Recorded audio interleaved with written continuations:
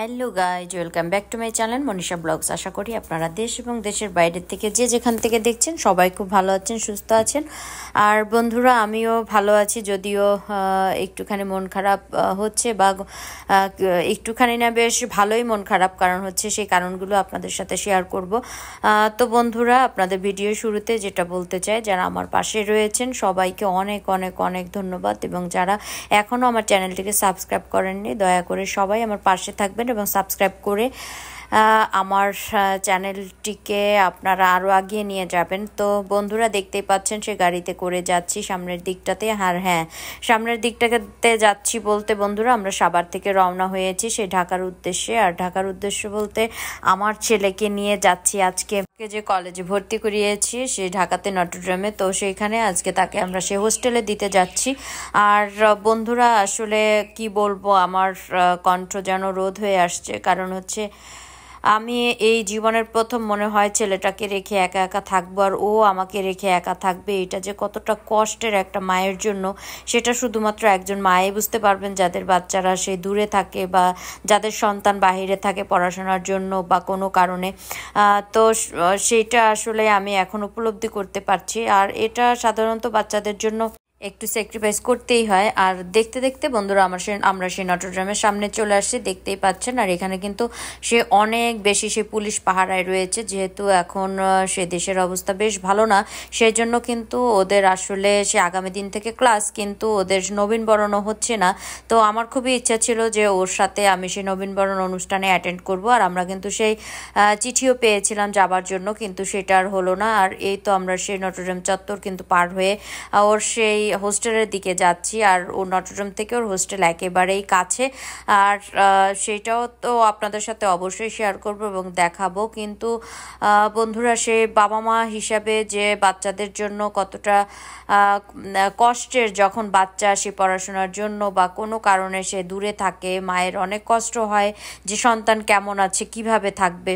তো এই তো বন্ধুরা, চলে আসছি ওর রুমে। আর এখানে এসে আমি সে একটুখানি ওকে সে গুছাই দেওয়ার চেষ্টা করছিলাম।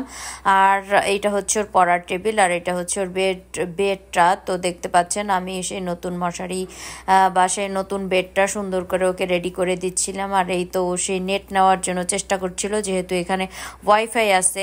আর ওর সাথে যে ছেলেটা থাকবে, ওর বাবা আসছে ওর সাথে। আর আমি আমার ভাইকে নিয়ে আমার ভাইয়ের গাড়িতে করেই আমার ছেলেটাকে আজকে দিয়ে গেল। কারণ হচ্ছে, যেহেতু আমার ছেলে একা, সেহেতু ওর মামা মাসিরা বা খালা খালুরা সবাই খুব ভালোবাসে, খুব পছন্দ করে ওকে। তাই ওকে একা আসলে আমি দিতে যাইনি, বা আমার ভাই আমার সাথে গিয়েছে। তো এই তো দেখানোর চেষ্টা করলাম, এটা হচ্ছে আসলে ওর ছোট্ট একটা বারান্দা। আর সামনের বিল্ডিংটাও এখান থেকে দেখা যাচ্ছে। এটা আসলে একটা ছাপাখানা মূলত। আর পুরান ঢাকা যেহেতু, সেহেতু বুঝতেই পারছেন একটু তো হিবিজিবি থাকবে, এটাই স্বাভাবিক। তাও আমি চেষ্টা করেছি ওর জন্য একটা সেই নিরিবিলি পরিবেশে সেই একটা হোস্টেল খোঁজার জন্য বা হোস্টেল রুম দেওয়ার জন্য। তো দেখতেই পাচ্ছেন ওর রুমের ভিতরে এখনও অনেক কিছু দিতে বাকি রয়েছে। তো বন্ধুরা, রুম থেকে এখন আমরা সেই চলে আসলাম। এইটা মূলত হচ্ছে, দেখতে পাচ্ছেন যে হোস্টেলে সে বাচ্চাদের দেওয়ার জন্য অনেকেই এখানে আসছে। আর এটা হচ্ছে ওদের অফিস রুম, এবং এখানে ওদের ক্যান্টিন রয়েছে। আর এই পুরো বিল্ডিংটাও কিন্তু একটা হোস্টেল, এবং যে হোস্টেল মালিক ওনার আসলে এখানে সে 11টার মতো বিল্ডিং রয়েছে, যেটা ওনার নিজে উনি পরিচালনা করেন। এবং খুবই ভালো পরিবেশ ওনার প্রত্যেকটা হোস্টেলেরই আমি দেখেছি। তো দেখতে পাচ্ছেন এখানে অনেকেই রয়েছে, এবং আমরা কিন্তু এখন সেই রুমের দিকে যাচ্ছি।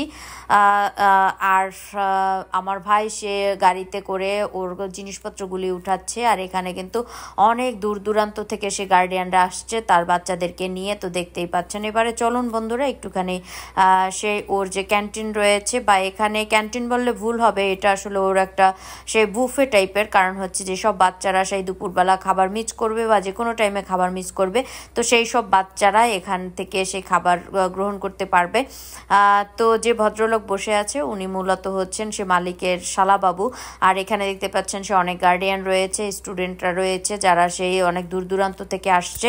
তারা খুবই ক্লান্ত এবং তারা সেই খাবার খাচ্ছে। যদিও আমরা এসে সেই খাবার খাবার খাচ্ছিলাম। আর এই তো দেখতে পাচ্ছেন যে কাকা এখানে দায়িত্বে থাকে, উনি খুব হাসছে, ওনার সাথে আমি কথা বলছিলাম।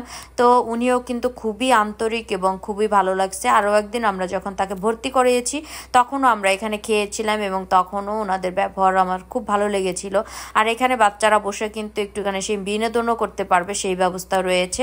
আর এইদিকে আমার ভাই বলছিল যে আমাদের এখন যেতে হবে, ও আমাকে ডাকতে আসছে, তাই আমি সেই ওর সাথে বের হচ্ছি। এবং বন্ধুরা যেটা বলবো আসলে যদিও একটু কষ্টের যে ছেলেটাকে রেখে যাচ্ছি, কিন্তু আপনারা আমার ছেলেটার জন্য দোয়া আশীর্বাদ করবেন যেন ও মানুষের মতো মানুষ হতে পারে। কারণ হচ্ছে ছোটোবেলা থেকে কখনোই ওকে আমি একা কোনোদিন কোথাও ছাড়ি নাই, আজকেই মনে হয় প্রথম ওকে আমি রেখে যাব। এবং আমার এত ভয় হচ্ছিল যে কলেজে যেতে পারবে কিনা, কারণ হচ্ছে ও আসলে একটু ইনোসেন্ট মাইন্ডের এবং হচ্ছে একেবারে বাচ্চাদের মতো তার আচরণ, যার জন্য আমি খুব ভয় পাচ্ছিলাম। কিন্তু আমার ভাই আমাকে সাহস দিচ্ছিল এবং আমাকে অনেক সে ধমকাচ্ছিল যে আমি যদি এভাবে কান্নাকাটি করি তাহলে কিভাবে হবে। আসলে বন্ধুরা এই সময়টা আপনাদেরকে আমি বুঝাতেই পারবো না, কারণ হচ্ছে ও এত কষ্ট পাচ্ছিল, ওর চোখে অনেক জল ছিল, অনেক কান্না করছিল। তো বন্ধুরা ভিডিওটি আজ এ পর্যন্ত শেষ করব। তো আমন্ত্রণ থাকলো অন্য কোনো ভিডিওতে, অন্য কোনো একদিন, অন্য কোনো এক সময় দেখা হবে। ততক্ষণে সবাই ভালো থাকবেন, সুস্থ থাকবেন। আর আবার আপনাদেরকে রিকোয়েস্ট করব যে